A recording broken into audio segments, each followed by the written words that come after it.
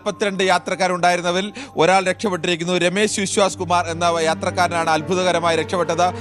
11A സീറ്റിൽ ഉണ്ടായിരുന്ന ഇയാളാണ് രക്ഷപ്പെട്ടിരിക്കുന്നത്. ആ ഒരു വിമാനത്തിൽ ഒരുമിച്ചുണ്ടായിരുന്ന 242 പേരിൽ 241 പേരും കൊല്ലപ്പെടുമ്പോൾ ഒരാൾ അത്ഭുതകരമായി രക്ഷപ്പെട്ടിരിക്കുന്നു. വിമാനം തകർന്ന് തരിപ്പണമായി പോയിട്ടും വിമാനം ഒരു അഗ്നിഗോളമായി മാറിയിട്ടും അതിൽ നിന്ന് തെറിച്ചു വീണ ഒരാളാണ്. 11A സീറ്റിൽ ഇരുന്ന ആളാണ്. ഔദ്യോഗികമായിട്ട് സ്ഥിരീകരിച്ചിട്ടുണ്ടോ ഇക്കാര്യം? ആശുപത്രിയുടെ ഭാഗത്തു നിന്ന് ഇങ്ങനെ ഒരാളുടെ ജീവൻ നഷ്ടപ്പെട്ടില്ല, അദ്ദേഹം ജീവനോടെ ഉണ്ട് എന്നുള്ള സ്ഥിരീകരണമാണ് വന്നിട്ടുള്ളത്.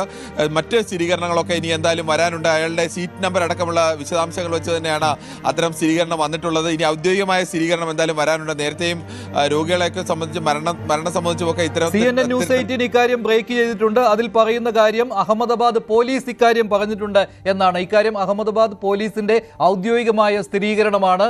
ഒരു യാത്രക്കാരൻ രക്ഷപ്പെട്ടു.